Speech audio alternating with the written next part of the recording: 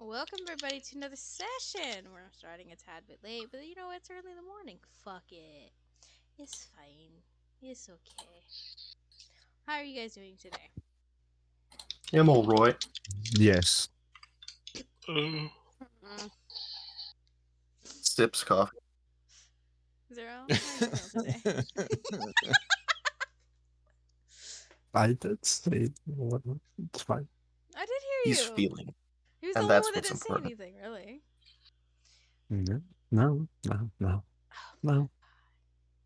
you know what? I meant that, well, we could have made it easier, but it's fine. No, On everybody else. No? Okay. No, because I don't. Ah, my damn boy. I don't want to really do one at like 3:30 to like 7. No, no thanks. Sorry, guys. Very fair. Um, But can we give a round of applause to Felix here for being the first one in the call today and not the finally. last? No, he was late again. I was having Good. trouble. You know what? It's fine.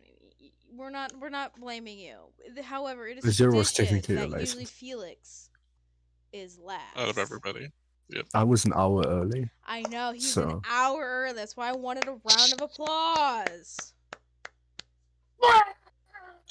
I'm very concerned for your sleeping if you got here an hour early. He's also 6 hours. No, he's 7 hours ahead of me. So about Well, to be 8 fair, hours ahead of you. He could have taken this a entire nap. weekend, I've had 4 hours of sleep, so I'm happy. Felix! Felix, it is 5:18. You're okay. Yeah, I'll be fine. I'm gonna hit you with the forget me bat. Swear to God. There's a dog. You don't even need to do that. I've got I have a debuff that's already the same effect. It just happens every few minutes. Bro. I meant like, cause The it knocks dog you the left. fuck out. No, it's the forget me bat, so I always forget. Accurate. Now we're gonna get started today. Everyone's gonna have some munchies, including myself. So it's okay. Wow.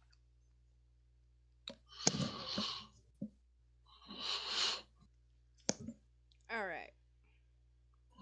So, last left off on this previous session, everyone's going through a whole training arc, both physically and getting to the part where it's mentally training for everybody. Insert train music. I know. If I could, I would do like the Eye of the Tiger, because classic. Oh God. Eye of the Tiger, stuff like that. Great. Oh, and it pulled the map. Whoopsie. At least for the viewers out if they are watching. If not, that's they okay too. Anyways, so everyone was working out, except for bedroom. I'm sorry, Fisk. Fuck, I'm already starting up fucking up with names. No. Except for Fisk, he passed the fuck start out. to the morning. He did a little bit and then just collapsed. And then everyone else said, okay, it was working out, and your characters aren't used to working out as much, to an extent, especially this heavily. Everyone was pretty exhausted already.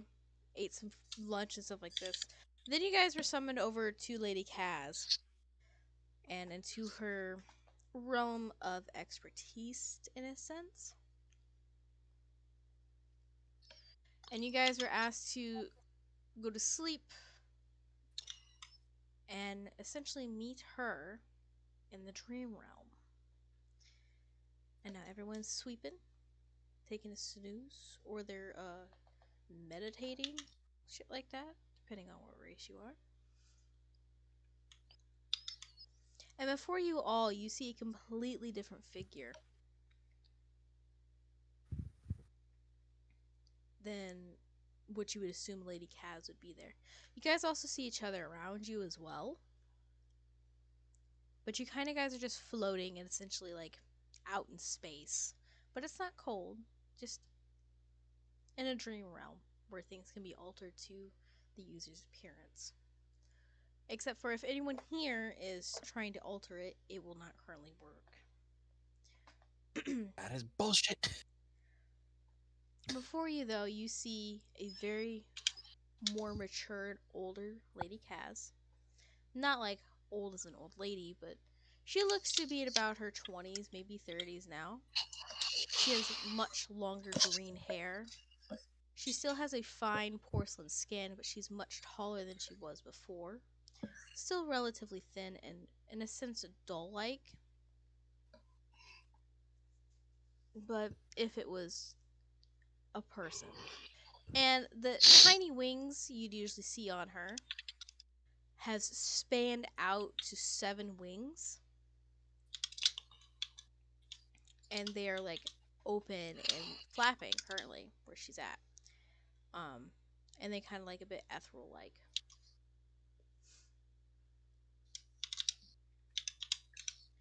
She looks to you all, and her green eyes kind of glow with a sense of power and mischievousness. And she says, "Hello, everybody. Welcome to my realm."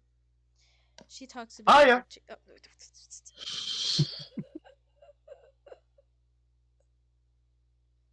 Bruh. Anyways, she talks. Her voice is much older as well, more mature. She says, "Hello, everybody. Welcome to my realm." She opens her arms a bit and does a bit of a gesture.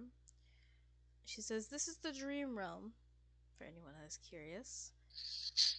This is typically where everyone goes once they fall asleep or, what is it? Sit and meditate. It is a different plane of existence, essentially. Your soul, or your mind, will go to. And I am a ruler of this realm. Not the, but a. For today's training, we'll be focusing on strengthening your mind. But to do that, we need to have a better understanding, or more of you need to have a better understanding of yourself. Everyone gets split out into different sections. You can still see one another a bit, but you're in big open spaces now.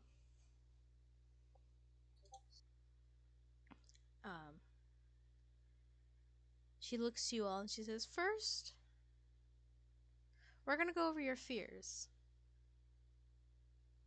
Because the easiest way to manipulate people is through their own fears and their own desires.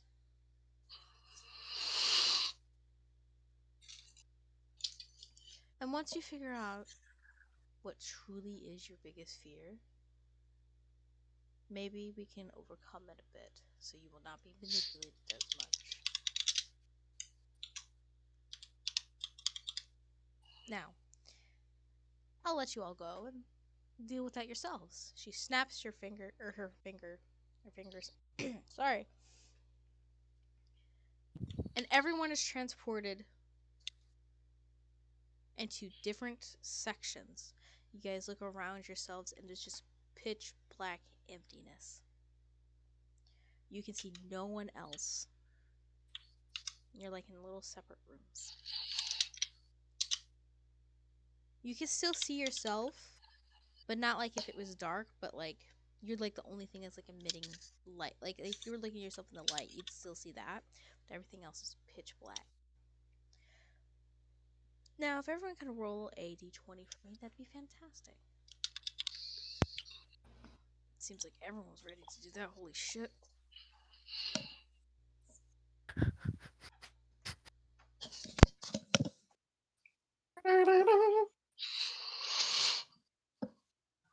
Sorry. I did. Alright. Lucy. No.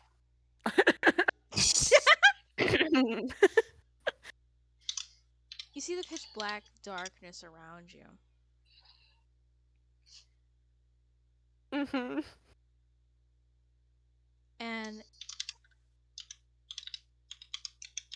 Your greatest fear is starting to come towards you. You feel it, you sense it, but you can't quite see it if it is something visible. What would that be for your character?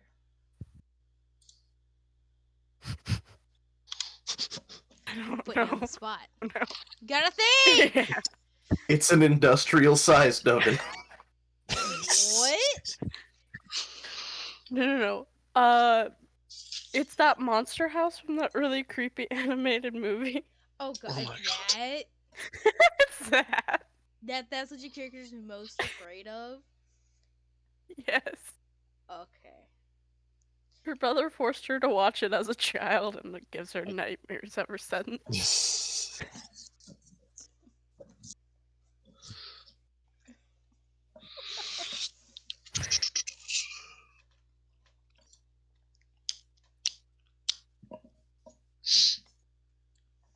You feel behind your character a warm, unsettling breath. You hear the creaking of the house as it's starting to move and awaken. You knew exactly what this was, but yet you're still shocked, stilled by the presence of it being there. You hear itself start lifting itself up from the ground that it was settled on. More creaking. Your character turns around and sees this horror of a house.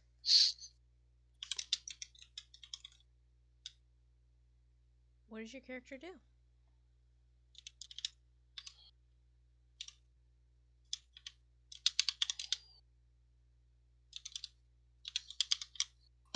I just go the opposite direction of him.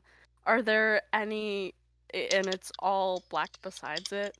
Yeah, pretty much. Besides the house and yourself. Do I have any weapons on me? Nope.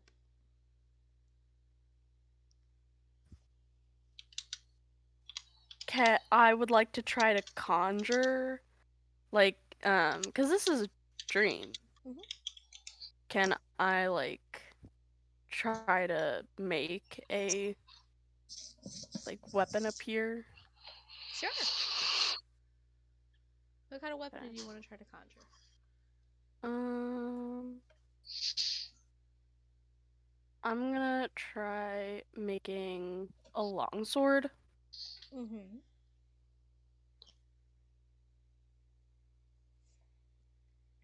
Yep. You try to Look, think of I wanna. you wanna what? Mhm. You wanna fight it? Yeah, I'm gonna try and fight it. Okay. We'll fuck this bitch up. Your immediate thought is not to run away. It is to fight what is before you. And in doing so, you thought of a long sword. And after that, you feel the presence of of a handle in your hand. And you see the gleaming blade of the sword next to you.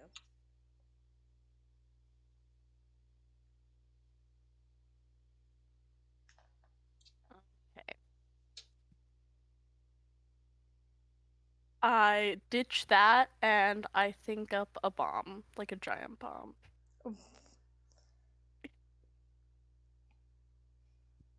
You throw the sword to the ground, the sword disappears, and in your hand now is a thing of C4. Oh yeah. What the fuck? Is it like one of the ones that you just have to like light up, or do you just throw and it's You know? can throw it, and then you have a detonator in your other hand. Okay. Is the house's mouth open? Yes.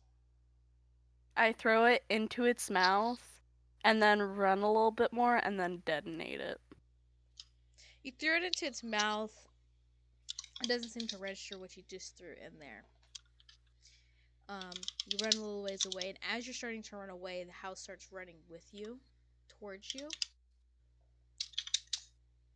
And it's not too far away when you decide to detonate it.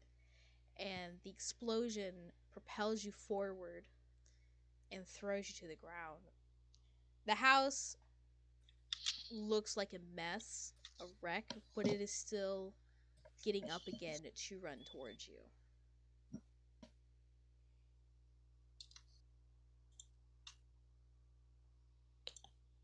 I would like to conjure up walls around the house. You conjure up what kind of walls? Like 5-foot thick concrete. You conjure up these concrete walls, and it seems to stop the house momentarily, but you hear loud thudding, banging going through the walls. And you sit there and are able to stay long enough to catch your breath, assess your injuries. But not too long after that, the house just breaks through the wall and is continuing to run after you. Can I make a platform that'll fly me around? Sure. Okay, I do that. And I try to get up as high as possible, probably like 20 feet above the top of the house, but like to the side. You start to hover on a type of material that doesn't look normal, doesn't look like in the realm, like in your realm of existence. It's like a piece of space, essentially. You start hovering up on that, and you're up above the house. The house stops running after you and just looks up at you. As you're above it and to the side, you notice the house is starting to repair itself.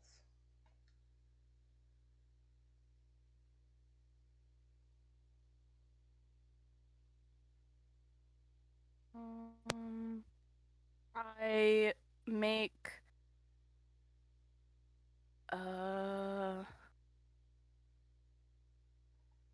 make another thing of C4 and I throw it down the chimney of the house. And I build up walls around my little platform. And then I detonate it. You do as such, and you hear the loud bang. You still feel the vibrations, but it's not enough to hurt you or throw you to the ground. And everything is quiet after that. And we're gonna move to somebody else. Fisk. Yes. You're in a pitch dark, pitch black room. You feel a presence of something that your character fears the most behind you. What would that be?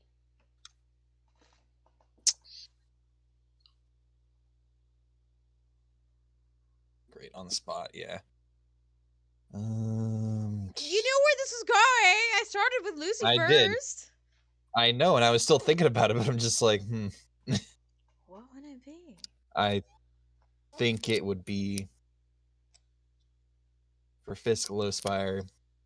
It's an audience of people laughing at him.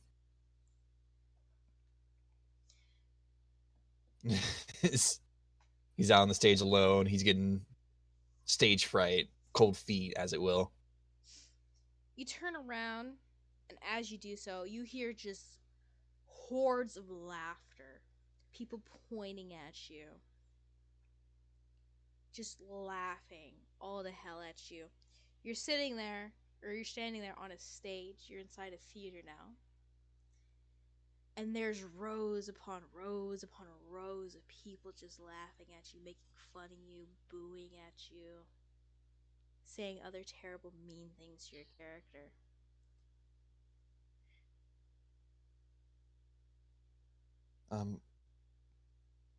Ladies and gentlemen, the show must go on. Please, just let's wrap this under and just get back to the show. Please, I beg. He's just like looking around desperately. Look He's just at him, he's trying so hard and he keeps failing. You hear a lot of that in the crowd. he's just like kind of like clutching his ears over his head and just trying to like gather himself so he can like start speaking like his next lines, getting out his next joke or anything like that, and it's just not coming to him. And he's just like basically like walking around in circles here, actively embarrassing himself. So he's just like, please, please, please, just let this end, please, please, please, please, please. And so he's just mentally shutting down and hoping it'll stop. He just keeps pacing and pacing.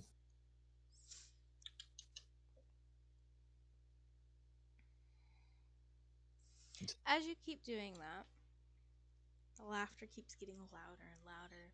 The insulting comments, the booing, all the such starts getting louder and louder.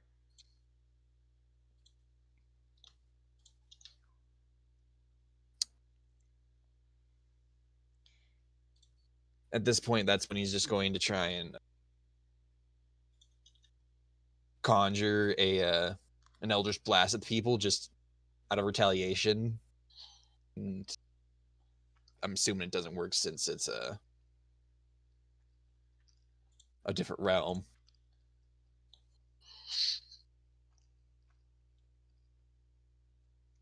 You conjure an Eldritch Blast, and a power goes through you and blasts a whole bunch of people away. However, the other people continue to still keep laughing at you and saying, "Look, he's trying to defend himself."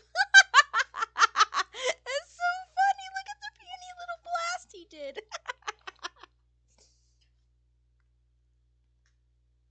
And continue to keep berating you.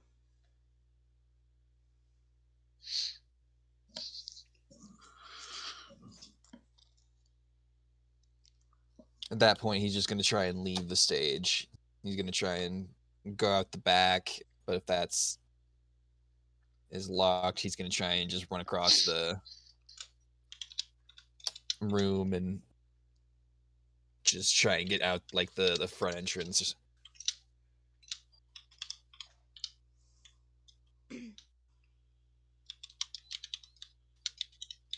You go around to the side behind the curtain. It looks like a normal backstage.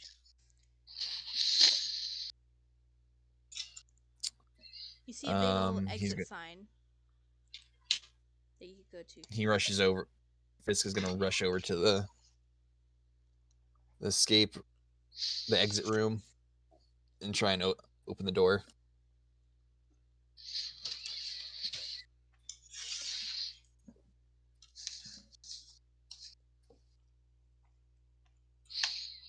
Your character opens the door. There's a bright white light.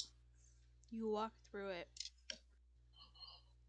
And when the light dissipates and dims, you're right back to where you were just at the front of the stage. And the Eldritch Blast that you did seems to have repaired everything.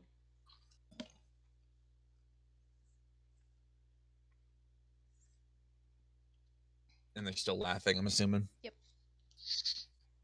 Damn it, no. It's as if No. nothing happened. No, no, no, no, no. He's gonna attempt it one more time and go out the back door once more, trying to get out. And then I'm assuming since it's gonna send him right back, he's just gonna go and hide back behind the curtains and try and drown out the noise as much as possible. You're correct that it leads you right back to where you were at. People still laughing, berating, booing.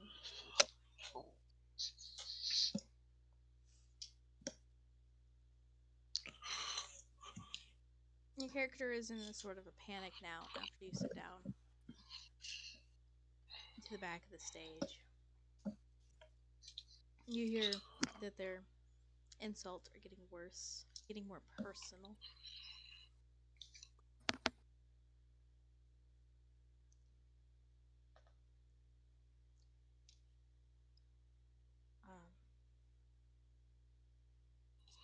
Did your character just stay there for a while? Yes, he's mentally shutting down. Okay. Your character stays there for a while, and we'll let you sit there for a moment. Paige,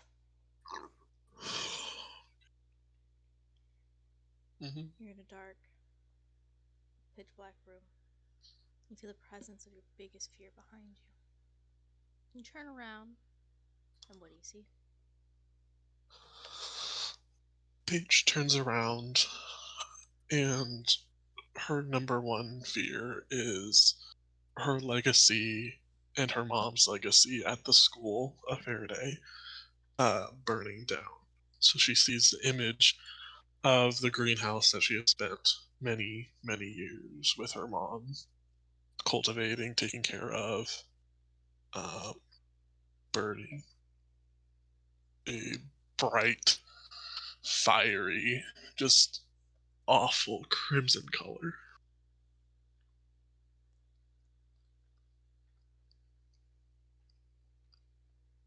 Does Paige decide to do anything about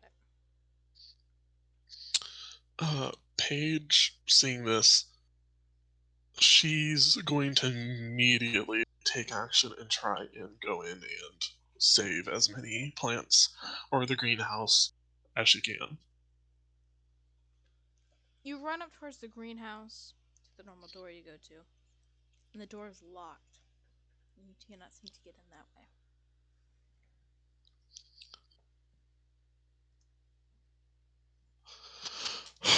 She's going to. She's going to try and break that shit down.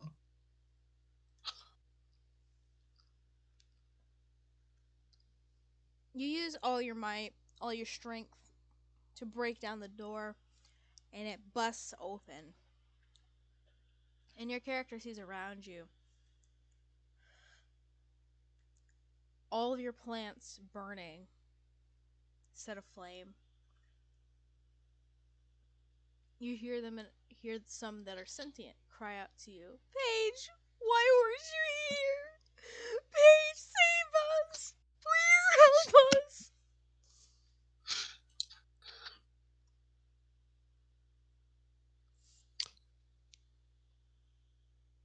Paige, uh, knowing the greenhouse like the back of her hand, starts immediately sprinting to one of the pipelines that connect to the sprinkler system that is set inside the greenhouse, and tries to turn it on to start the sprinkler.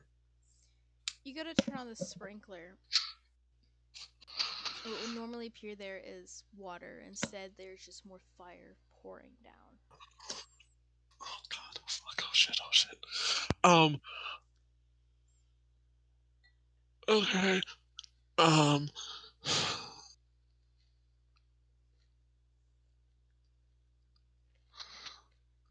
with that, seeing that there's no physical way of trying to put this fire out, she's genuinely just going to try and grab as many of her plants as she possibly can.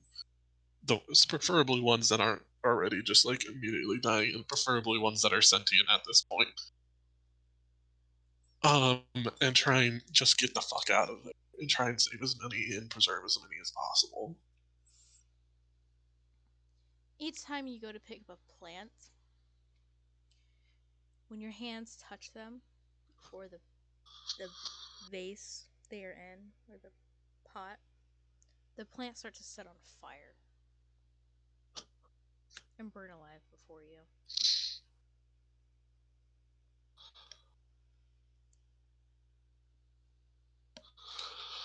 Oh god. Oh. We're just going to grab as many as we can to get the fuck out of here, and just patting them off, just smacking them around, trying to put the fire out. Smacking them around seems to do worse and makes the fire spread even more.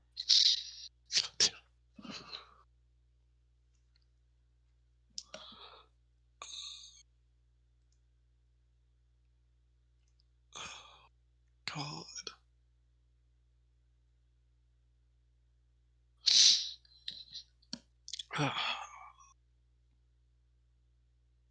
Paige doesn't know what the fuck to do now. She's genuinely just standing there, just absolutely kind of like frozen in like shock and fear of all this happening around her, of seeing everything that she has been like building her life towards and like making sure like nothing bad happened to, and even spending the memories that she spent in this greenhouse with her mom, Elena, and everybody that she has had memories and fond stuff. She just sees it burning around her, and I think with that, she is literally just standing there, just petrified with fear as everything burns around her.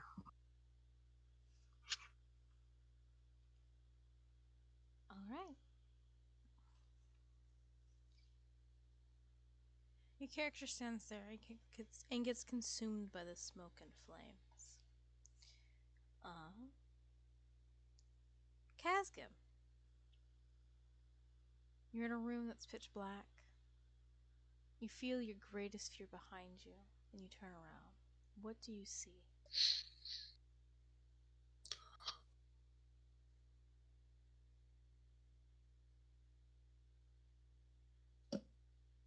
Is he dead? Who dead? You! Oh, I did not hear my name. I I said gotta be honest. Casgim!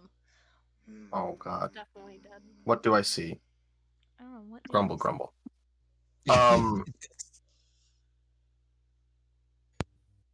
I was thinking of something, but it might be bad. It's whatever your No. character would fear. Anything works. Okay. Cassium's greatest fear is probably something along the lines of.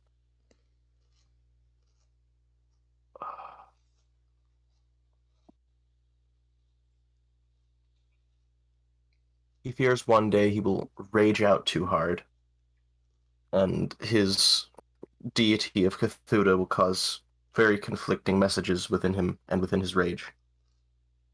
For to achieve nirvana, you must strive for chaos and a raw existence under Cthulhu, but it is still striving for a sort of perfection and acceptance within yourself. He fears you may never be able to attain that.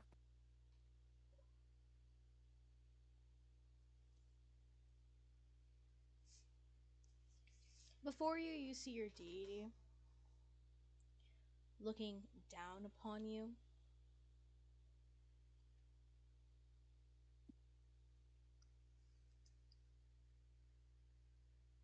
Uttering the words that you fear to hear from him so much.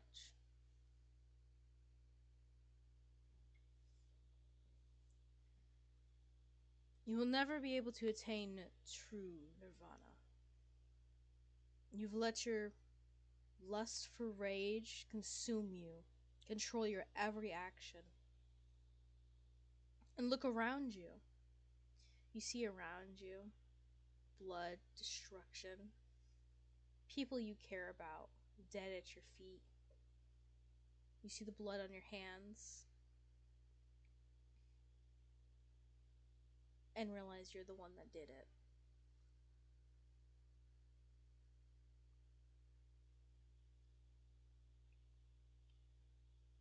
You've caused. But isn't this part of it all? Hmm? Oh, I was gonna say, but isn't this part of it all? Creating What? chaos? Sowing destruction? Chaos does not mean destruction for everything. Chaos does not inherently mean you need to destroy all that you love as well.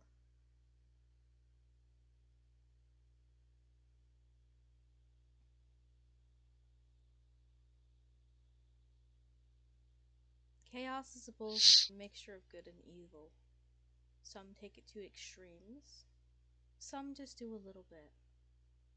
This here is an extreme that should never be taken.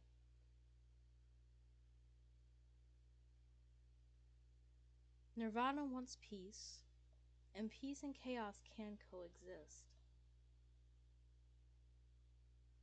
But bloodshed should really never be the answer.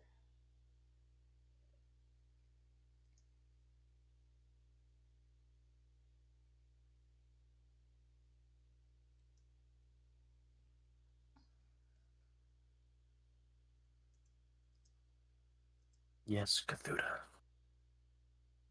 There is no Yes Cthulhu now. You are no longer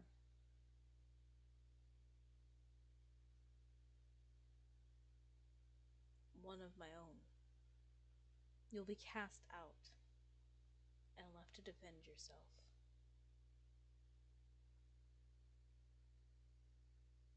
And you'll have to live with the consequences of things that you've done.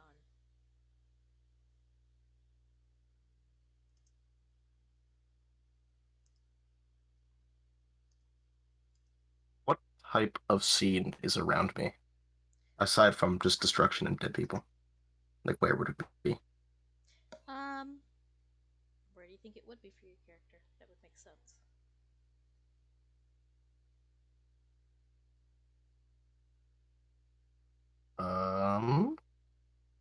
Hmm.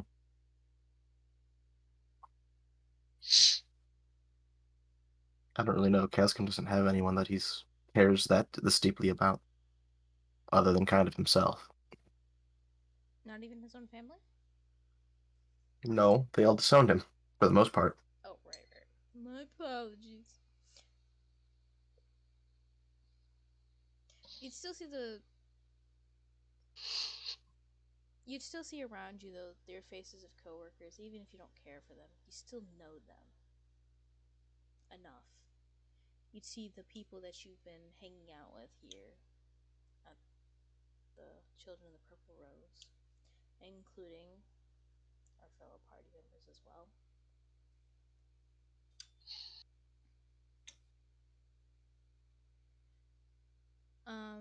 But there's not necessarily a huge background. It is just open space, and you Okay. just see them on the ground. I'd look up and be like, doesn't this prove I'm the strongest? Doesn't this prove I'm the most devout? I No. need not worry about consequence. This proves that you are the weakest. You let your desire for bloodlust consume you, child. That is not what we are seeking.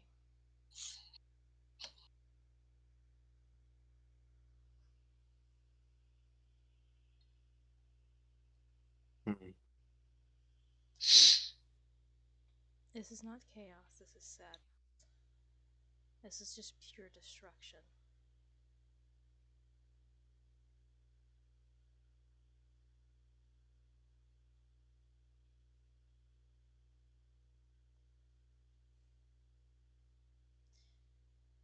This is the deterioration of a mind that is unwilling to learn.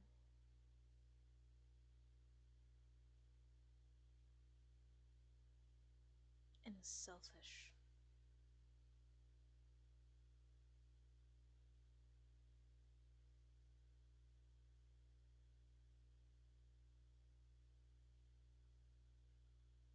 Upon hearing that selfish word, I would kind of break from believing this is 100% real. Oh? Yes. Cthulhu, as a follower of him, should never see something as selfish, even when you do it with your own desire to be fulfilled for yourself. Part of achieving that state of nirvana is what you do for yourself affects everyone around you. Cthulhu would never say something would be selfish.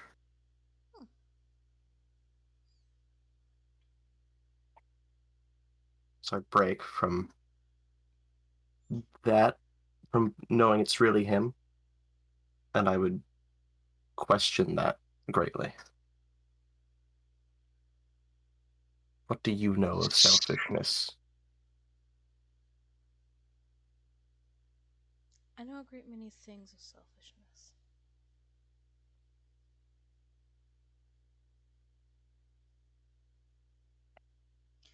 Of course, you can live life only to see things for yourself, but where's the fulfillment in that?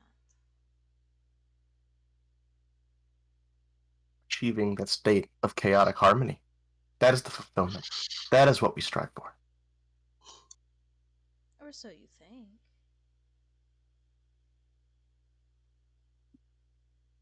Pulls out pulls out the tenets of Cthulhu. Down here, section 6.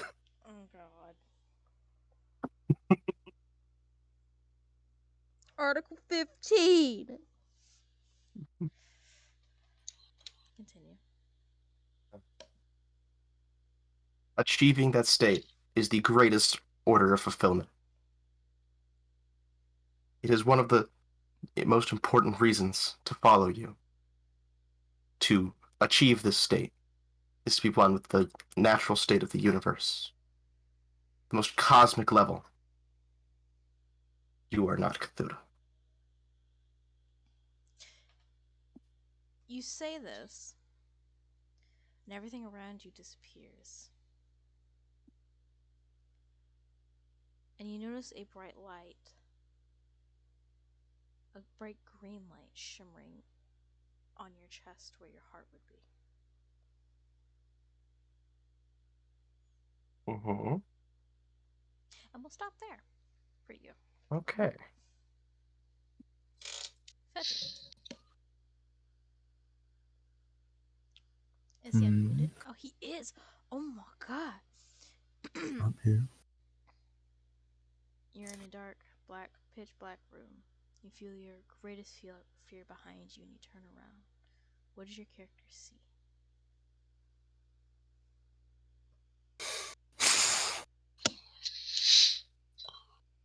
Big breath, big breath.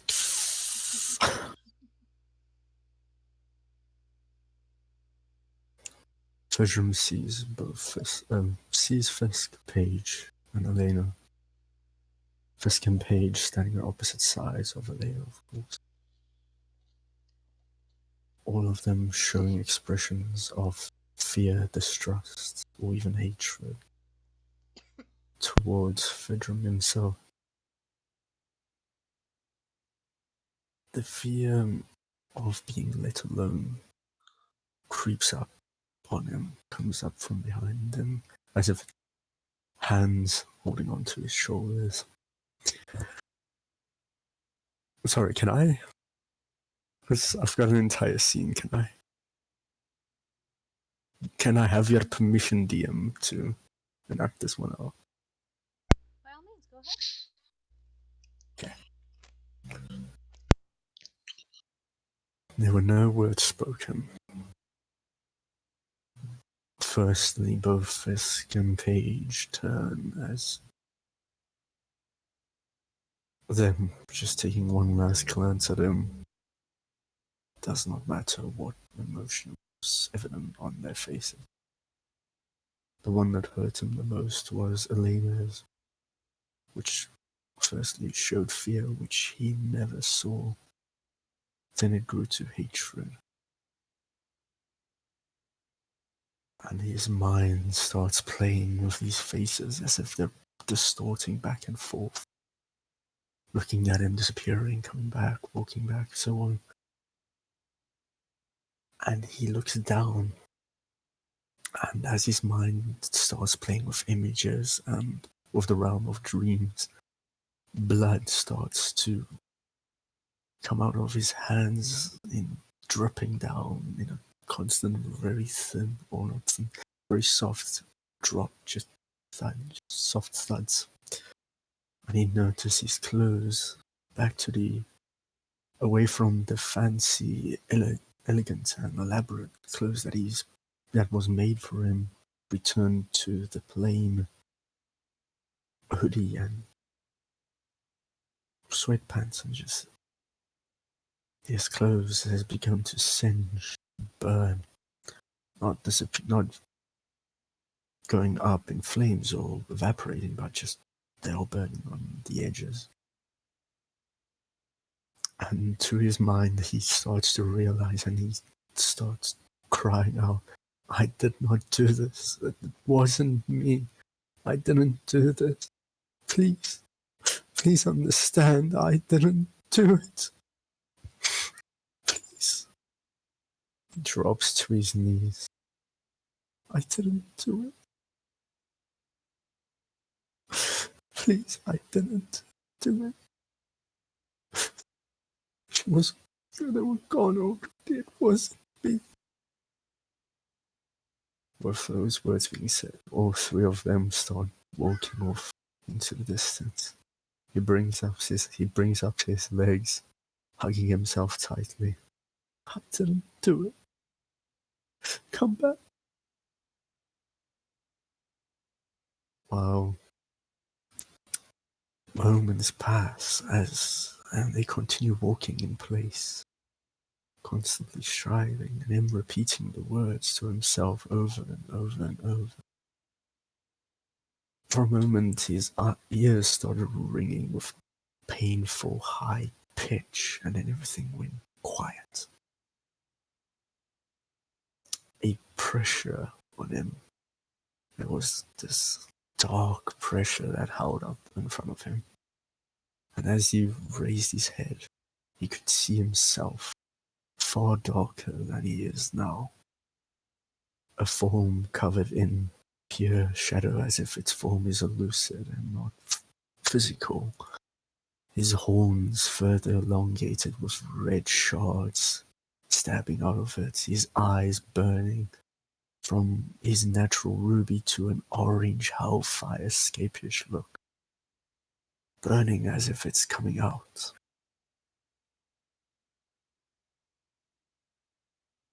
Vedrum said nothing, but the apparition spoke in his voice. Vedrum, look. He steps to the side, gesturing to the three. Look, their backs. You knew that this will come. You know it will happen. They'll betray you, will leave you. As they all do. Every last one will come to disregard you as a monster. Look, but have faith in me, for I will never leave you, for we are one in the same. We burn with the right heart. We scream in the same voice. I cannot leave you, and I never will. Simply embrace me. Allow me to take the reins.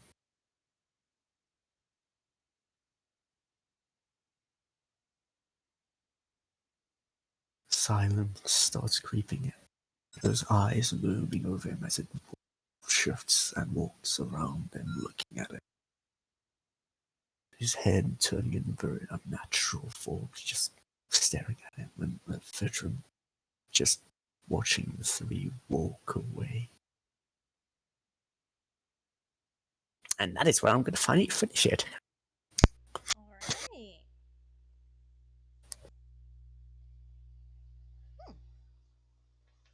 Oh, god damn. Anyways.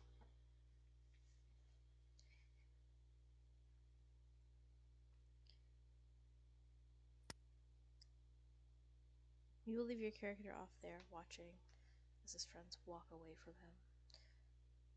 This other him looming and trying to persuade him to be in control. And leave your character dealing with that for a little while. Go back to Lucy now.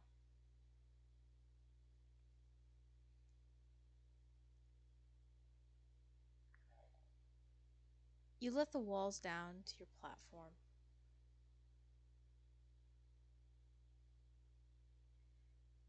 And before you is the destroyed house. No longer moving, no longer breathing. But you see off into the distance your brother, his not his sister, blah blah blah blah, his fiance. They both are tied up, have cloth and gag over their mouth, and you see on both sides, on either side of them, there is someone holding a gun to their head. In here, oh Lucy, why don't you come down here? Let's have a little chit chat, yeah?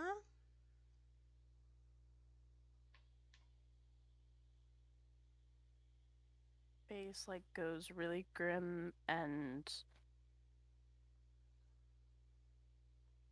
you can see like a hint of sad, but I try to make it as blank as possible. And every like muscle in my body tenses up, and I start walking over there.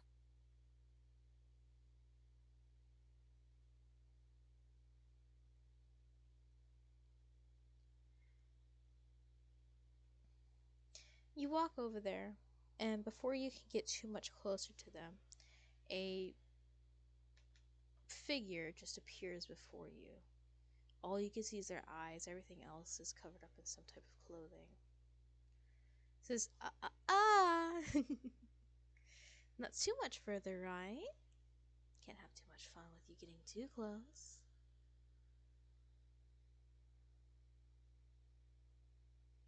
What do you want with me?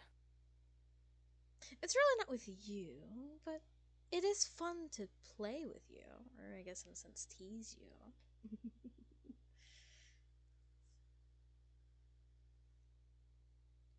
Then what do you want?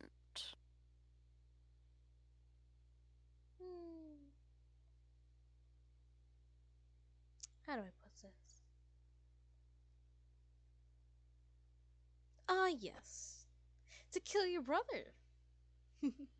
But of course, to do that, and only to feel any fulfillment, I feel like you should be there to watch. Because, you know, it's better with an audience. Didn't realize that you were. How do I put this?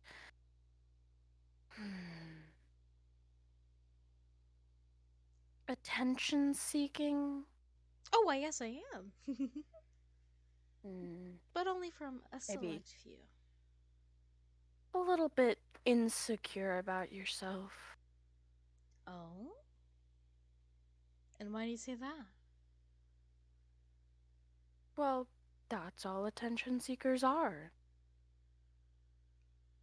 They're insecure and they feel like they have to be in the limelight. They want to show everybody what they're doing, and they typically think what they're doing is right. Oh? And is what I'm doing not right to you? Well, through your show of insecurity and self absorption, you just made a few mistakes. Oh? But aren't you just as self absorbed? I mean, your parents, after all, are the most selfish people that I've ever met. And then you come from them. Yes. Oh. Oh, honey. It's not how things work. Are you sure? You see, yes. Because, your fatal mistake was A, showing off and letting me know what you're doing, and B, choosing someone with a family. Someone who will look for them. Oh. That's where you're wrong, my dear. I do want you to look for them.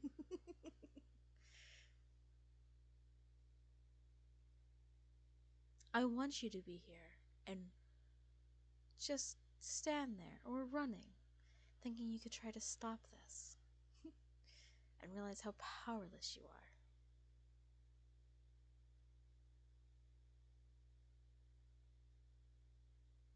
And that it'll be your fault because you couldn't do anything about it, even though you were right there.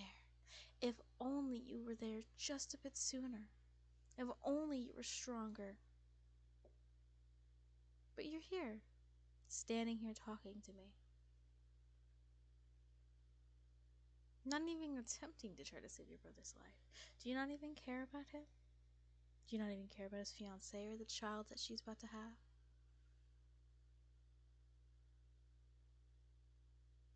Or are you just living with your brother?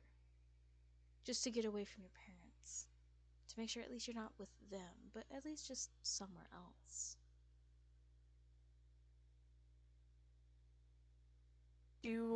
Is there anyone else around all of us besides the rude guy and then my brother and sister-in-law? There's also like two people pointing like a gun individually at your brother and sister-in-law. Have I ever seen them before? Nope, they're all masked figures.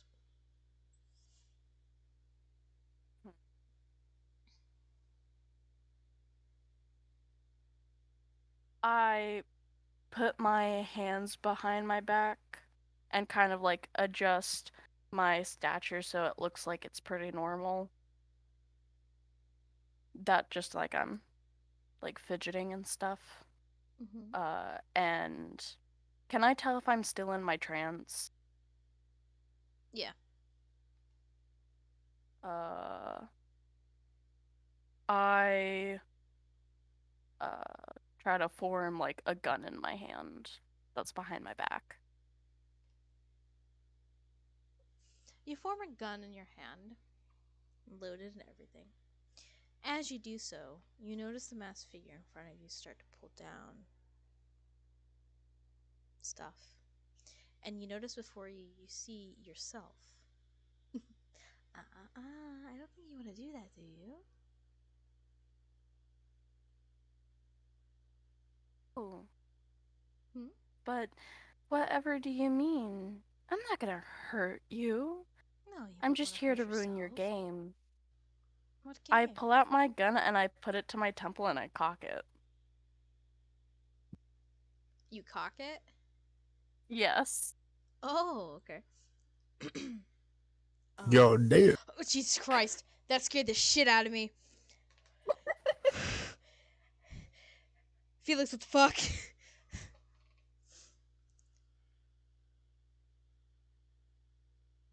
It says, oh, And you're gonna then take the easy way out? My mind, I think of you as much of a coward.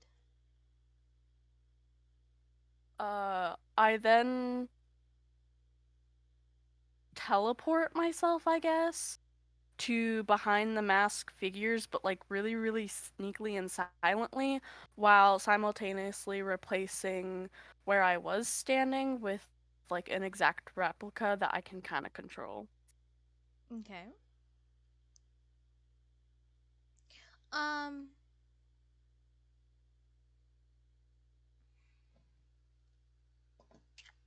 One moment. And Hold on, hold on. I want to see okay. if this is a roll that you can make. I think there's deception, or am I on crack? Or am I high? Yes. There, There is. Could you roll deception for me, please? Correct. It's cursor. yes. Yes. I just can't remember if there was such a thing. I was like, I feel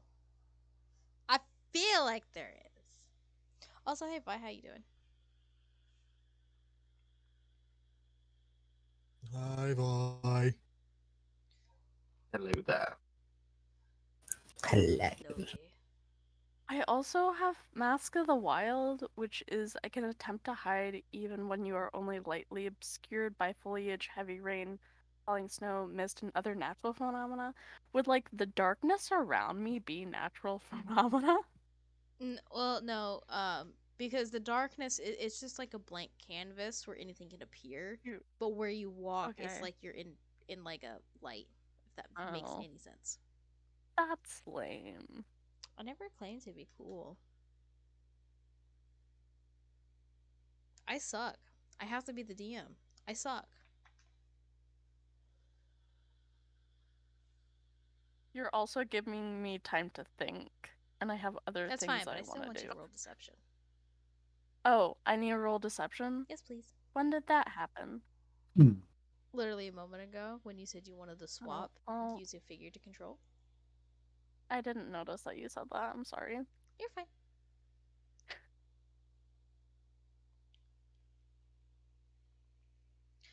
Your clone seems to be deceiving Mhm. the person that's essentially you, but not you. I form another gun in my other hand, so like me myself, I have two guns, but like my figure still only has the one against her temple, and then I put it against the two guys who are holding my brother and sister-in-law. And then I go ahead and shoot both of them. And then does the one guy turn back to me? When he turns back to me, my like doppelganger chick, she points the gun and shoots him.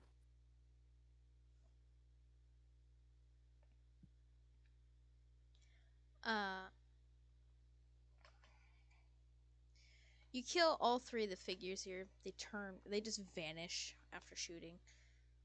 And so does your siblings, essentially. Aww. And you're left in the pitch dark room with a green energy mist thingy over your heart. And that's where we'll stop there with your character for a moment.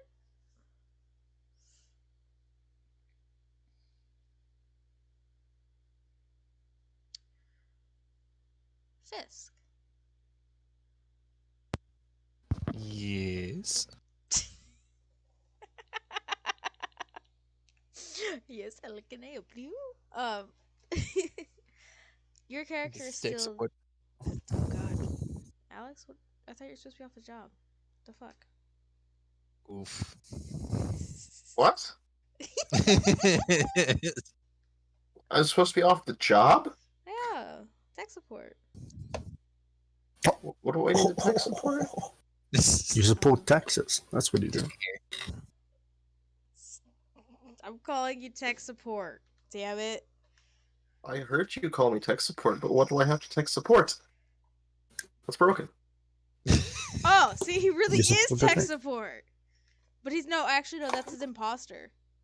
You're supposed to say turn on and off again. God damn it. I'm so upset with you. Alright. Fisk. Yes.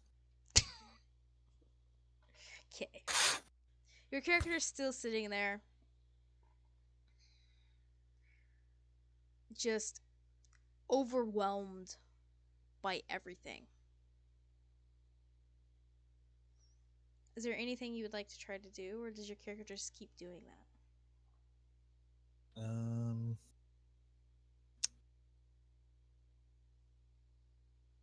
I mean, with the bad day he already had with physical training, this is just gonna be icing on the cake, and he's just basically gonna keep clutching himself right there and just trying to drown out the noise. Sorry, I had to sneeze. Dare you sneeze? I'm sorry, I've been sneezing a lot lately.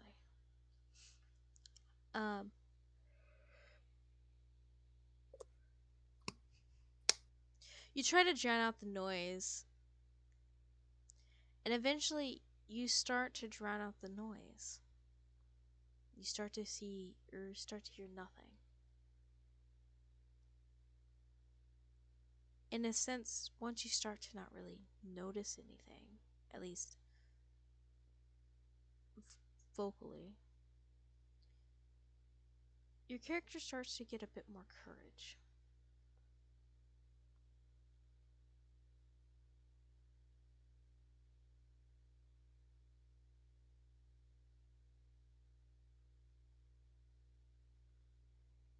You decide to do anything now, or you continue sitting there.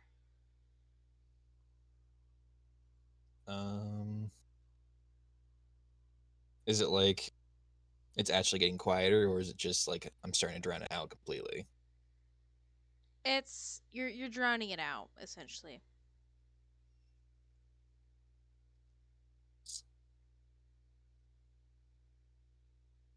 As I start to gather myself and from drowning it out, he's gonna slowly just stand up and start getting the courage to try and get out there again and just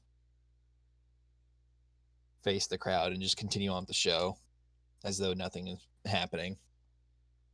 Okay.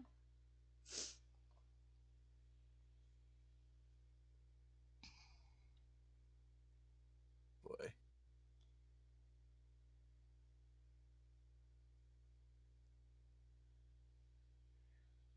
You go out. You still see. You still technically hear as well, but you're drowning it out. You don't care anymore in a sense. You're gonna do what you're gonna do.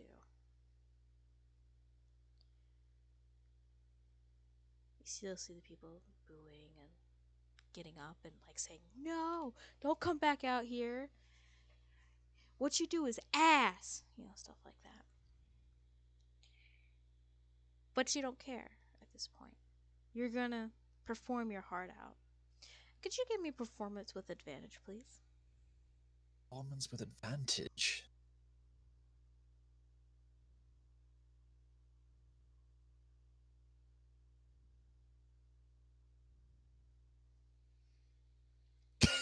Okay. Oh, Whew. my Jiminy Crimson. Wow. I'm gonna allow you to reroll one more time because I feel bad. Okay. Not with advantage, it's a straight flat roll. Gotcha. That's Hey, a little better. better.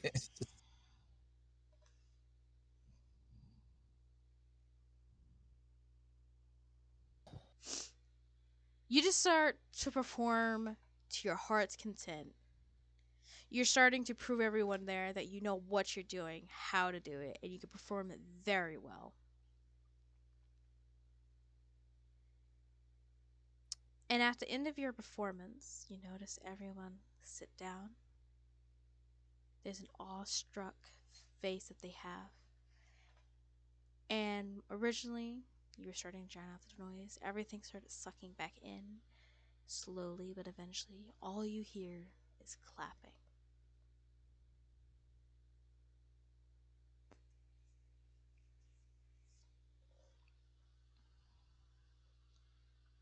I am Fisklow Spire, and I get. God damn it. And I bid you all a good night. He takes a simple little bow and starts to walk away from the performance. You walk towards the back of the stage, and everything around. Once you're in the back of the stage, everything is completely pitch black again. And your heart starts to glow green. However, once that has occurred, you see before you Pedro on the ground in the depiction of everything he's described before. And we're gonna go to Paige. Yeah. Ugh.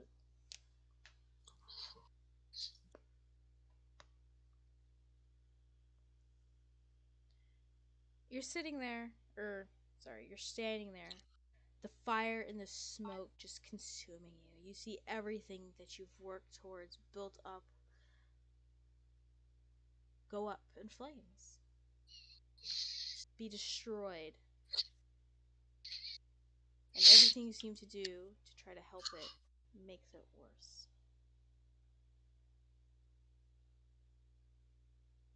What does your character decide to do now?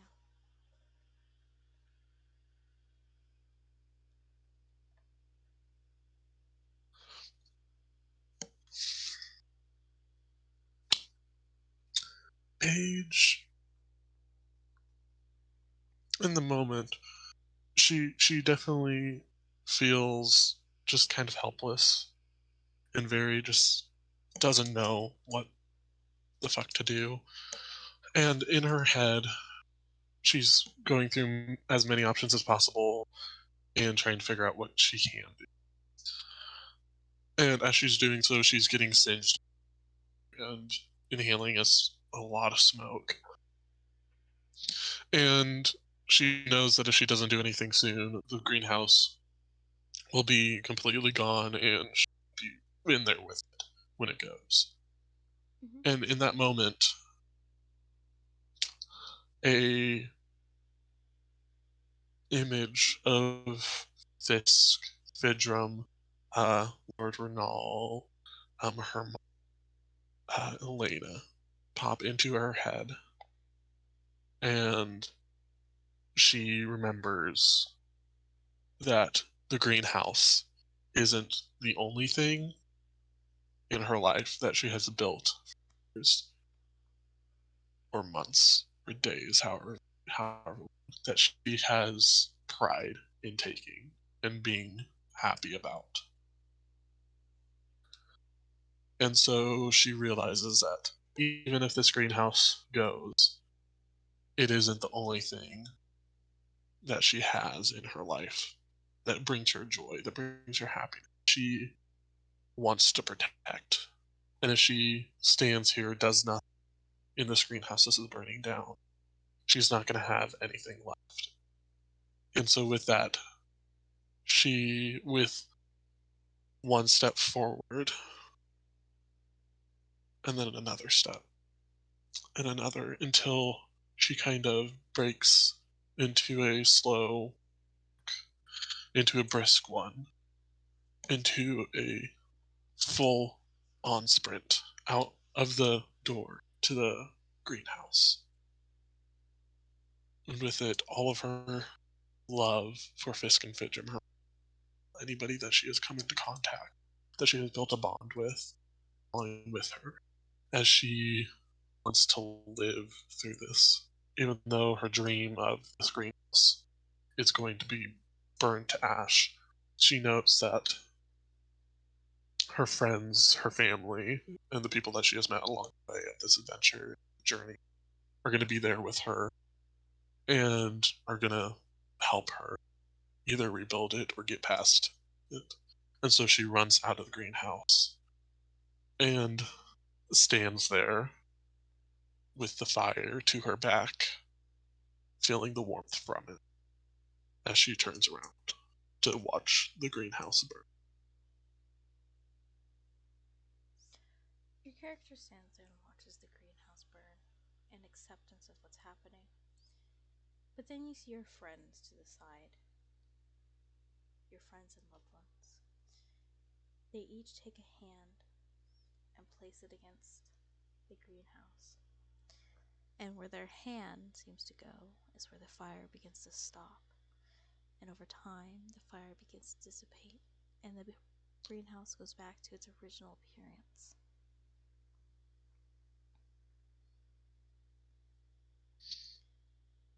Your friends, your loved ones and friends go in front of the greenhouse, smile, and they gesture you to come back into the greenhouse alongside them.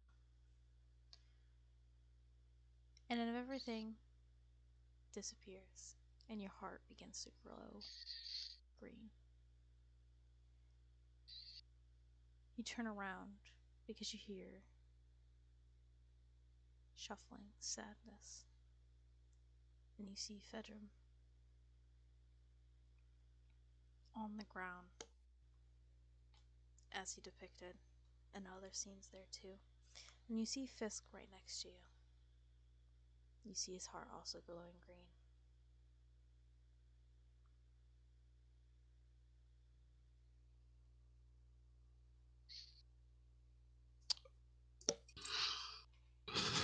I grab Fisk's hand and I start walking towards Vidrum with Fisk.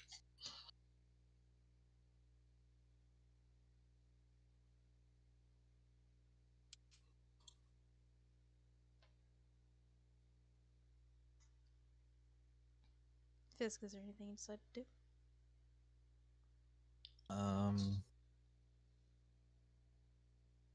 He's still like just a little bit shaken from still going through his stuff, so he's just kind of following through with it, and he's just walking with just like glad to be out of there, kind of deal.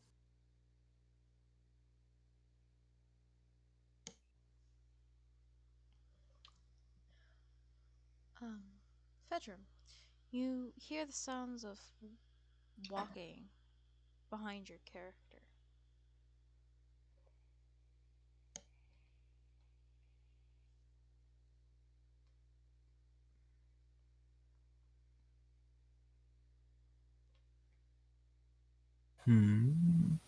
Just walking. Yeah, just walking. Just walking. Just walking. Yeah. These birds. Huh? No. Yes, I can. You're fine. So they see everything, yeah? Yeah, they see everything there. Everything.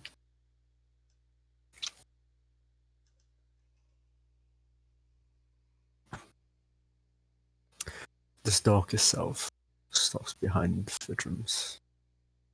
Just behind them. Hands placed on his shoulders. Vidrum.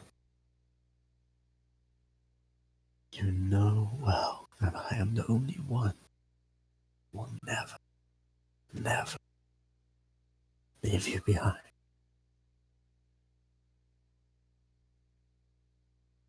As he says that, he turns sharply, just a sudden jerk of a turn. Hands still holding Vidrum on the shoulders. Just the head snaps without any sound and stares towards Fisk and Paige.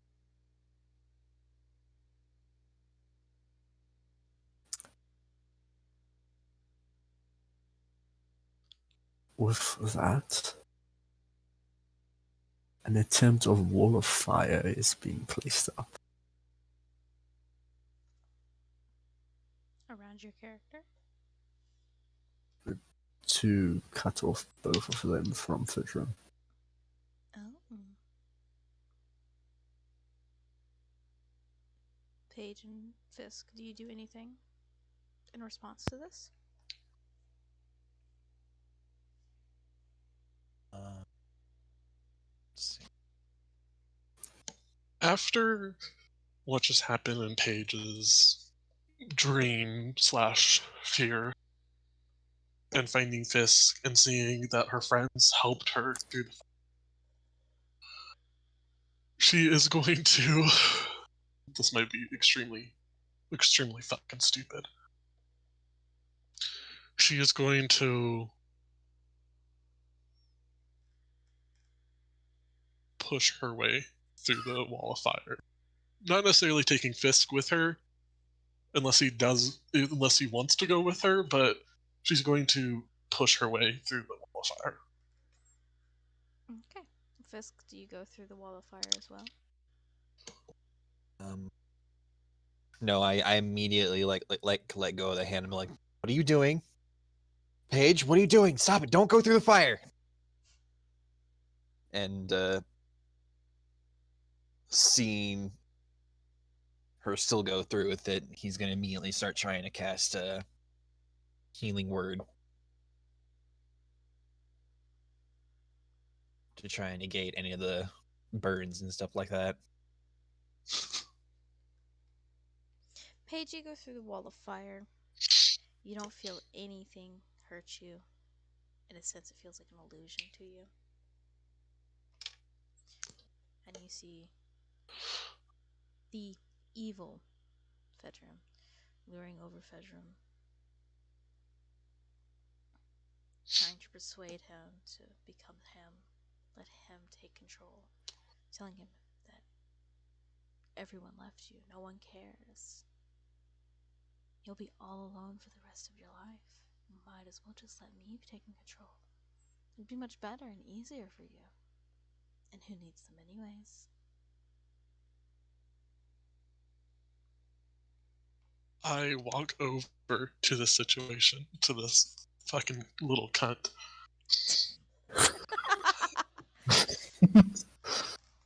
And as I'm walking up, I'm doing it in kind of like a, oh, you fucked with the wrong bitch kind of like walk. Like, okay, here we go. Prisoner's walk. Take no prisoners walk. As I'm walking up, I'm rearing my fist back. Oh no. And I'm rearing my fist back and say to Fidrum, not the bad Fidrum, the like good Fidrum is like, I didn't think you would give up this easy, and I punch the bad Fidrum in the face. No, I didn't want to do that. Yes. Dagger. Dagger has a 0 damage type. Nice.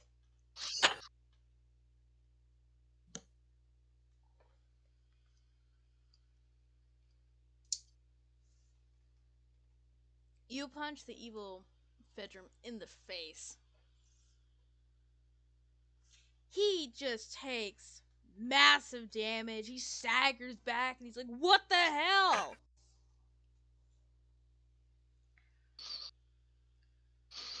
I look him dead in the eyes. And I'm going to cast. Oh god. This is okay. Before I do this, these are. It's technically Fidrum, but it's technically two, quote unquote. It's technically Fedrum, but it's like a dream Fedrum, really. Okay. I'm gonna cast Geas on him. And I'm going to cast it at an 8th level spell. Okay. Which means that they have to make a wisdom saving throw. If they don't, they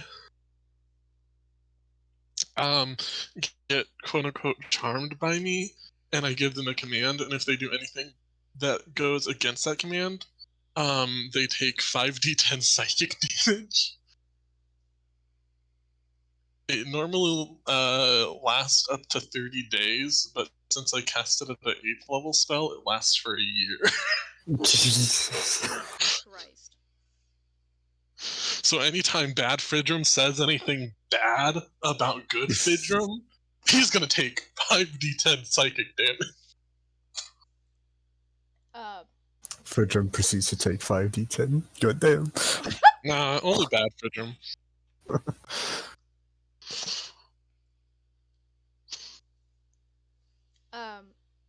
Bad Fedrum fails the check and starts to cower before you.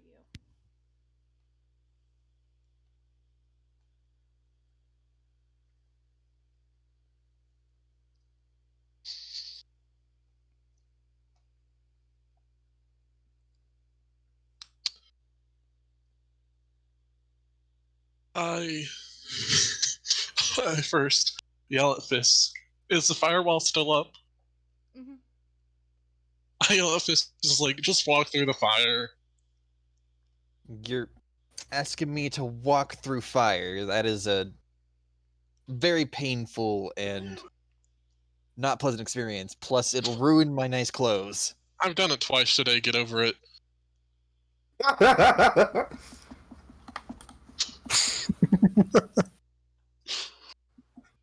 He's gonna like have his hands up in front of his face, like to try and keep the fire from hitting Squirting his face. eyebrows. Pretty much just like, oh His god. non-existent I need at eyebrows. least my eyebrows. He changelings eyebrows just for this. Turns into steel. No, he just changes his face to be the Chad Sigma male, kind of walking through the fire. Just The walk down. smolder! He smolders through the smolder! Oh, oh my god! I wish to cease existence. Nope. Yup.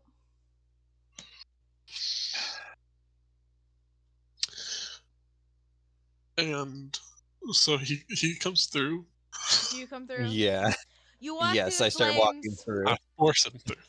You start walking through the flames. You don't feel any fire. You don't feel any burning. It's just an illusion to you. Nothing gets set on fire.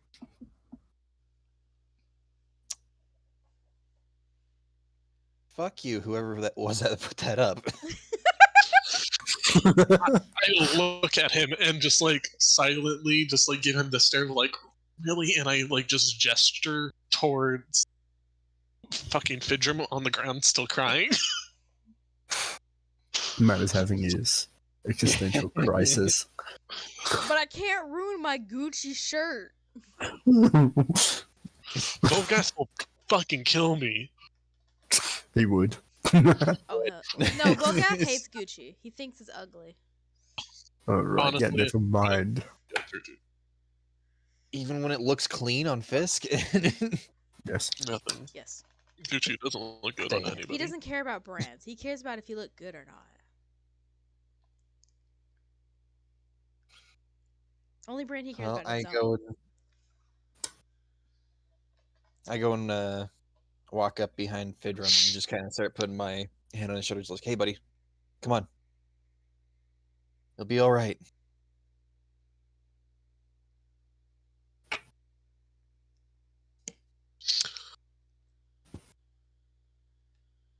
I put my hand on his other shoulder. And I'm like, and Paige like squats down to be on his level. And it's just like, we really don't give a shit, right? About you being like a Psychopath. tiefling, a psychopath, I guess. Like, Yeah. I turned somebody who was bullying you into a pig and got banned from your school, and that was only like into like 4 days of knowing you.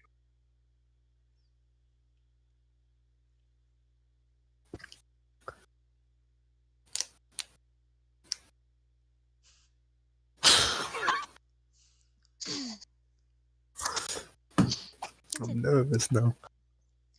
You came up with this great scene. Now you don't have anything now. Fridrum blinks. Because in his mind, he still has that scene of blood, fire, all manner of other things. When Paige and Fisk touch your shoulder, Fidrum, Mm. the scene before you where you see blood, fire, and everything, you still see your evil side or your bad side. They start to dissipate.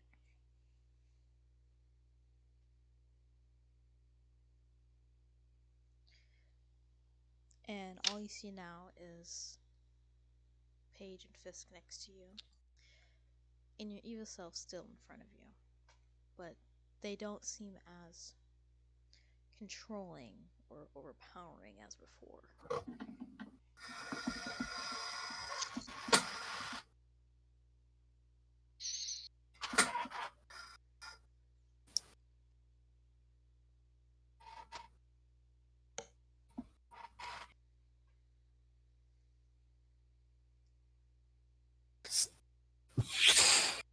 Since he's already cracked and and vulnerable at this very moment. He looks at Paige. attempts a good turn to just look at Fisk. Blinks a few times, kind of not believing what he saw.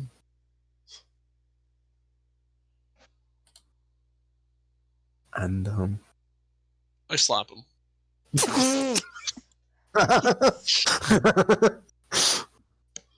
he pretty much recoils from this slap. As I'm not gonna even need you to roll. It's a nat 20.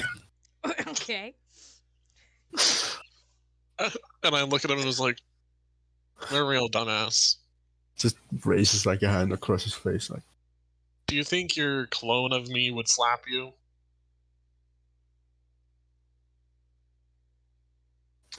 he looks down at the floor and just raises up a hand, covering his eyes, trying to get away those last fucking few tears.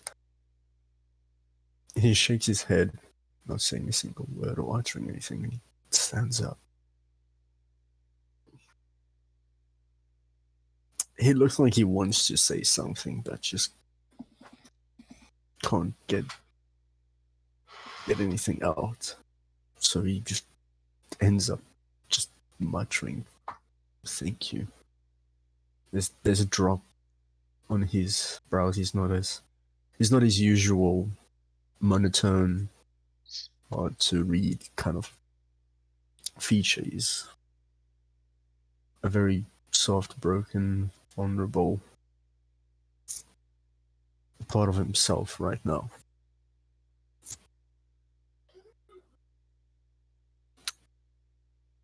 And he just says, "I'm sorry."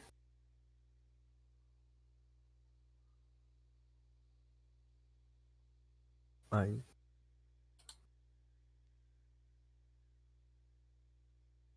failed this test, didn't I? I hug him and force Fisk to hug him as well. Ha, fuck you, Fisk. Kind of like wherever Fisk is, I kind of like line it up and like hug Fidrum and then grab Fisk as well to hug him, like forcing them to hug him. But bros don't hug. It's just not a bro thing. You have socks on. You're so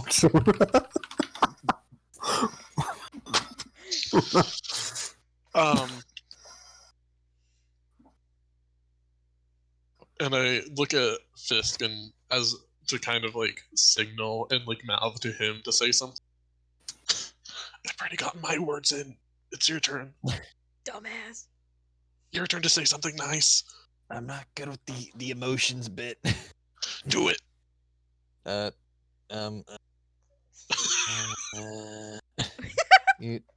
You'll be fine, buddy. It's Bro.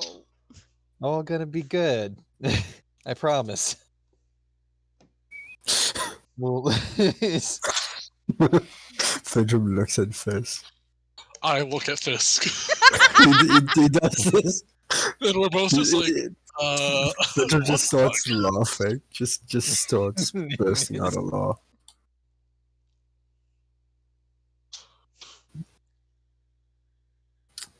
I'm just staring at Fisk. Like, what? Just. What did you think that was gonna do? You guys start. Oh, sorry. Go ahead. it got him to laugh. That's a good thing, right? Because you They look say laughter's the best medicine. Sorry. You guys have your moments of recuperation. After you guys laugh and everything like that, you separate from your hug. The bad side of Fedrum walks up to Fedrum and says, "Well, I tried. You're in control now. Don't fuck it up." I punch him one more time. Your hand goes through as if he's like not actually there. And You learn fast, young Padawan. He has the high ground now. Copyright. And he, in a sense, morphs back into Fedrum.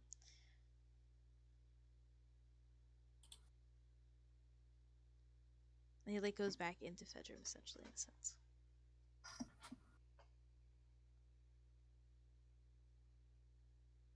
But Fedrum doesn't feel any different.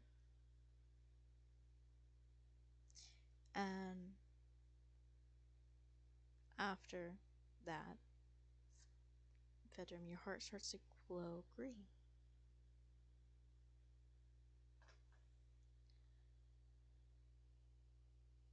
Wait, like his actual heart's glowing green? Yeah, kind of. It's like a big spot, like a big glowing spot over like where your heart would be essentially for everybody. And you can notice this on For like a different split pictures.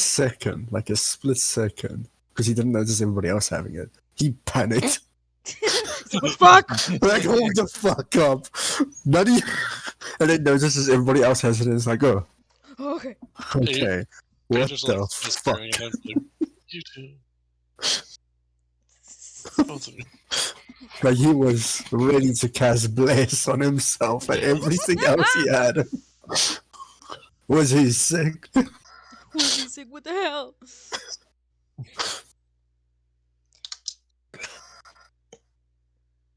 But after he calms down,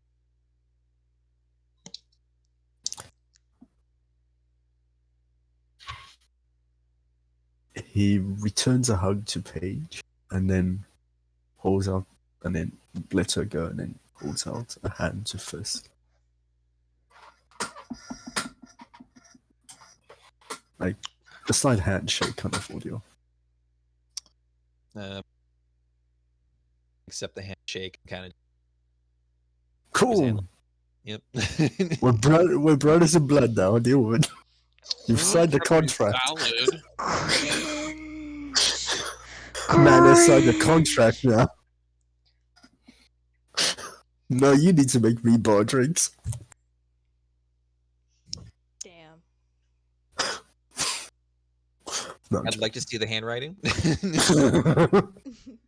The hand Comes out like a is- contract off the edge. No, we're joking. You guys start bickering back and forth. And eventually you guys feel a presence behind you.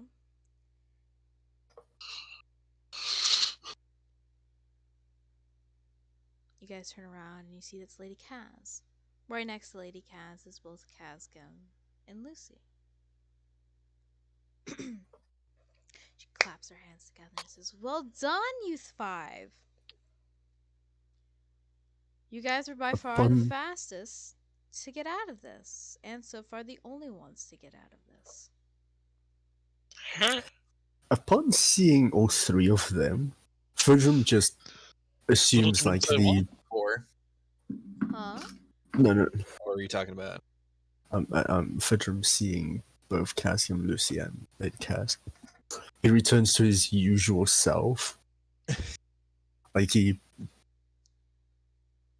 gathers himself enough just to put on that mask and just very hard to read expression. Lifeless ordeal. That monotone look, yeah. Stoic. No, not stoic. Stoic is like a bravery thing. This is just Neutral. monotone, neutral, yeah. Says, "Well, I feel like you guys should get a reward." So she snaps her fingers again. She goes back into the universe-looking plane of existence. And she says, "Can you guys hold out your hands, please?" I reluctantly. Holds out hand. Yeah, like Hold Same. out my hand. yeah, both hands. How Both both hands. Oh, Yeah, both of damn, Better not be you're getting asking too tattooed. much. Better not be We getting must be what? getting ready to party hardy if we're just using both hands. Bro, what happens if one of us didn't have an extra hand? What then, huh? We only had one hand. You Oh, only had to fucking do one well. hand. Well, okay. Nah. Fedrum holds out both hands Alright! with no reluctance. Thank you. Yeah. You guys hold out your hands. She says, well, I have a gift for you all. Although we were going to do this, I feel like you guys should have at least something, in a sense, if this helps. And before you all appears a box with a lid that you can easily take on top. It's like a hat box. He says, by all means, open it whenever you're ready. Well, preferably before the end of this lesson, if it's alright. I go up and open it. You open it, and what you see inside, Paige, is your deepest desire. What would that be for your character?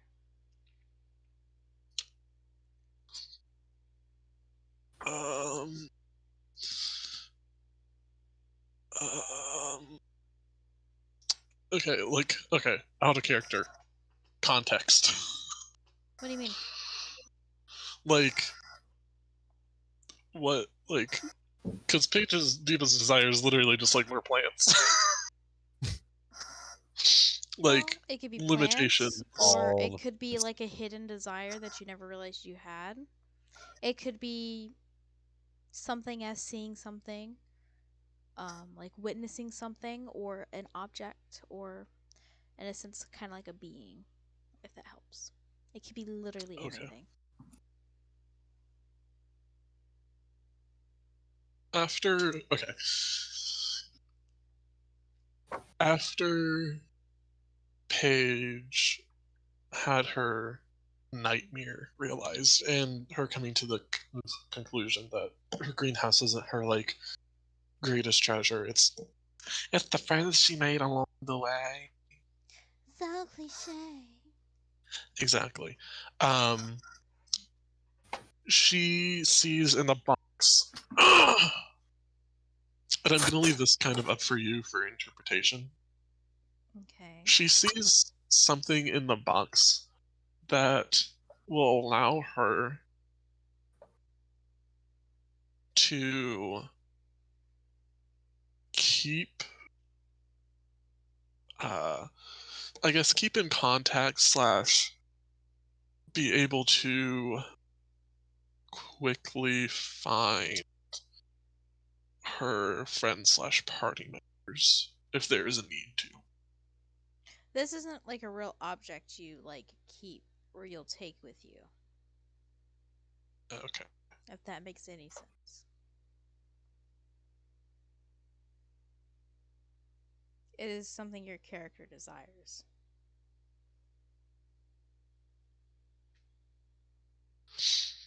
Um.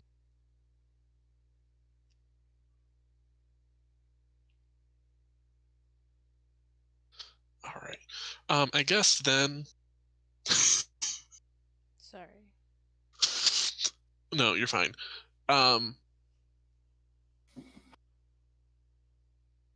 With that being said, okay. Then when she opens the box, and having her realization of that, like, she doesn't really need anything else besides, like, his family and the people that she has made connections with. And so she sees nothing in the box for a little bit. And then a tiny tinge, like, spark sets off in her mind.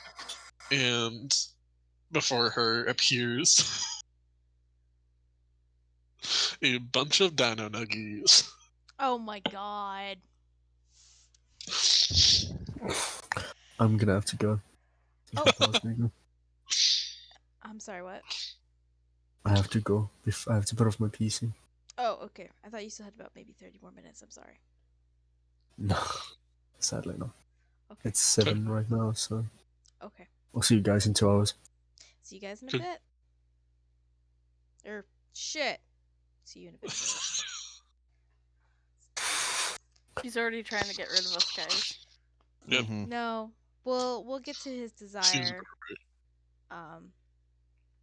Next session at the very least. Along with those dino nuggies, you do see a little spark of a fire ferret as well. That leaves you in a bit of confusion. Nani?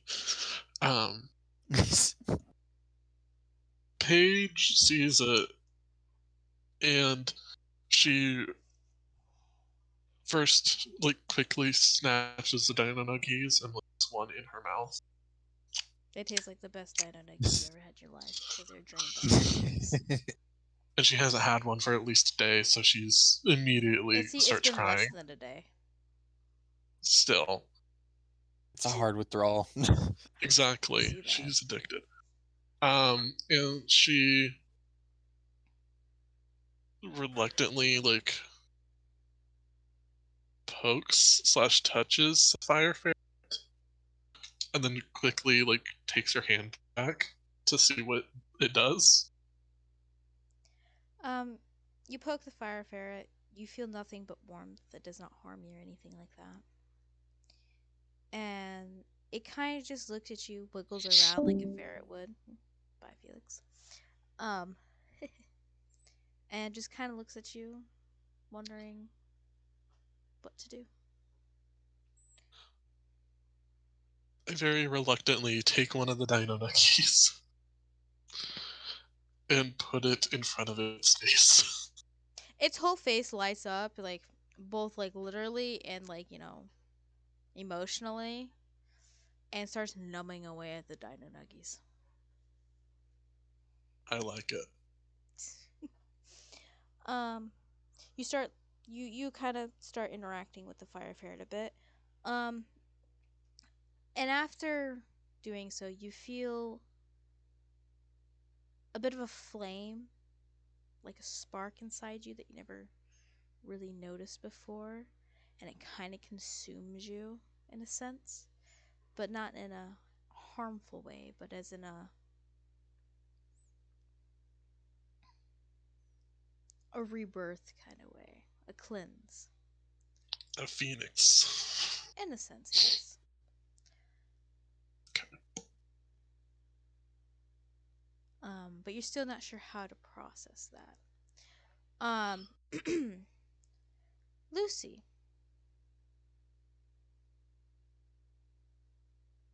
Oh, did she die? I'm here. Hello. Oh, okay, there you are. Sorry. Lucy, you open the box. What is your character's deepest desire? That's what you'll see in the box. My brother and my sister-in-law safe at home with their baby. Before you see kind of like a video, but it's like a vision type thing. At the bottom of the box. You see your brother and your sister-in-law over a cradle playing with the baby. And you see your brother Start crying, beckon towards you and leave enough space between you and his stepsister to come see the baby.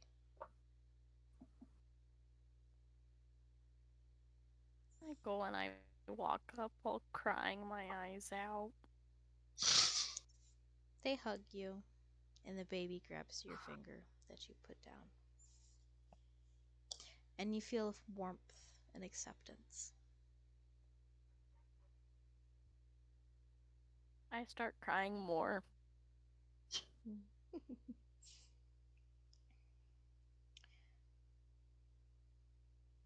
I just stand there and take it all in. Okay. And then I'm really sad because I know there's a chance that this will never happen.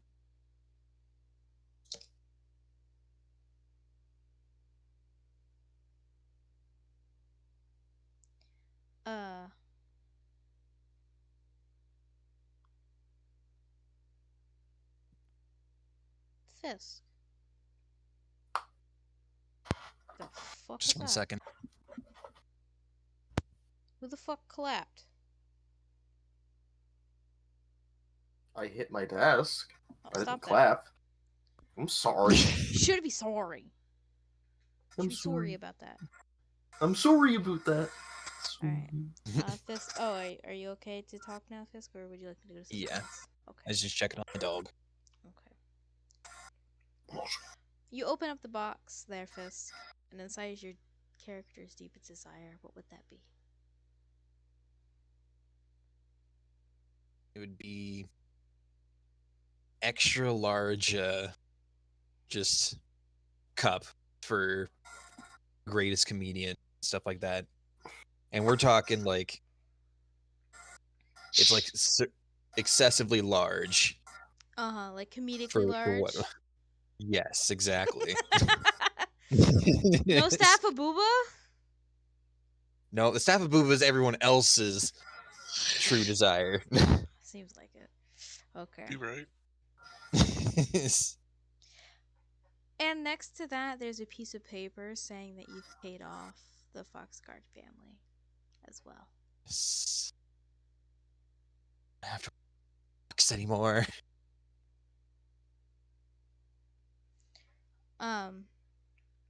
Caskim. You open the box. Inside your character's deepest desire. What would that be?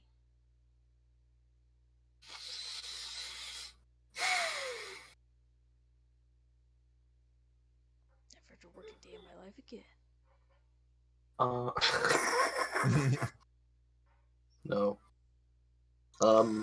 It would just be an old, like... It's just a box of old VHS tapes from when he was a kid. Oh. Things he no longer has access to. Are they like movies or like home movies? Home movies. His dad was real big into film.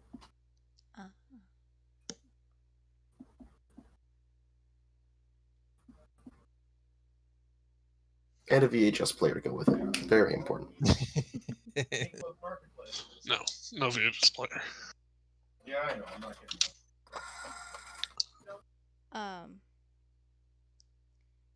Fedram. Well, hold off there for a moment. But Go on. yeah, he's gone for the moment. It's okay. Lady Kaz looks at you all and says, "These are not real as of now. They can be. If you Out of find-" character, my real paw came in. Sorry. All right. Papa. Papa. Papa, I want to see the real world. Sorry. I want to be a real boy. Be a real boy. Okay. Do the roar. Anyone here want to buy a BMW with a BMW with Oh a my blown god, we're not selling things here. engine? Chat, whisper if you do. I am not. If you whisper that you do, I ain't not putting the word out there. Fuck no. Do it, Buzz. Hell no. I'm pretty sure it's just probably you guys, so it's fine. So ha. Anyways.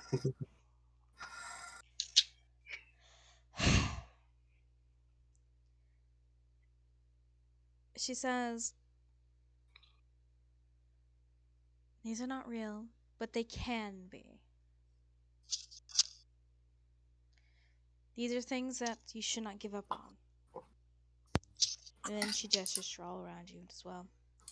"And look amongst yourselves. No, some of these people may be newcomers, but there is a bond here that I can sense. One that could help you in defeating the first horseman."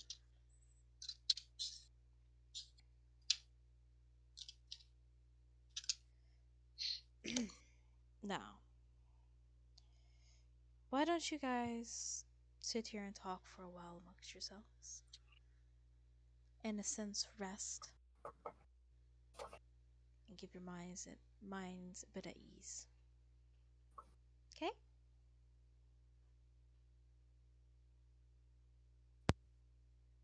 Say less.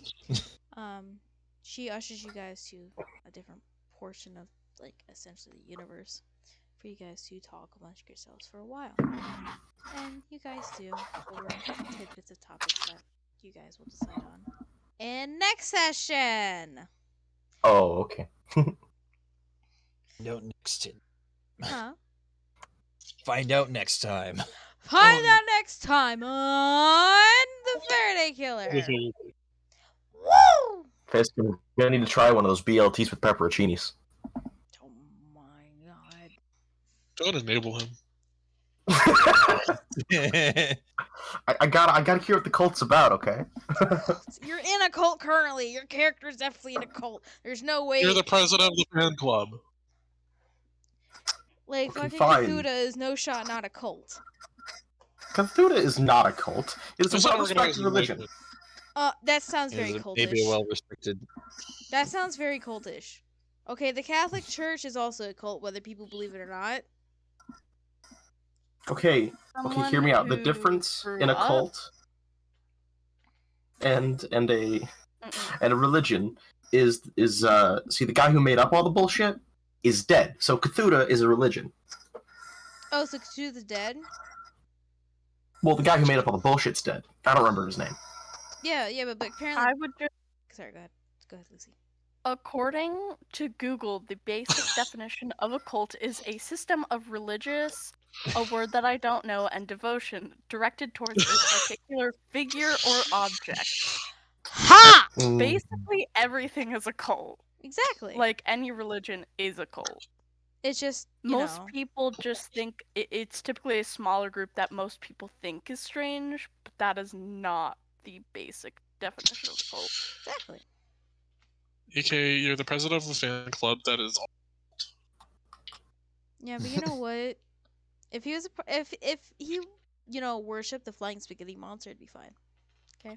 If you had I'm a a- monster. colander on your head, it'd been fine. But no, you gotta worship Cthulhu. Cthulhu bless me. Cthulhu bless you. That is all. Cthulhu these nuts. Cthulhu, give I'll me the Cthulhu power. all over those nuts. Huh? Hey, yo. We're still Just go. streaming. Not in the DND chat. then don't say Cthulhu these nuts, or I will make the funny. How about I do it? I'm uncomfy. Anyways, is there anything you guys like to say for the end of this stream? In the chat, who are you voting for the Super Bowl? Oh my No God. one. It's not an we got election. the, No one. KC Chiefs, or we have the Philadelphia Seagulls. Oh Neither. yes, the flying sea rats. The Philly cheesesteaks. God damn. The best Philly cheesesteak is in New Jersey, though. Okay, but like, KC has good barbecue. Only kind of. Memphis has the better barbecue. Oh, I'll fight you God. on No, that. it doesn't. Memphis fighting you This on- isn't what I was asking for. has barbecue.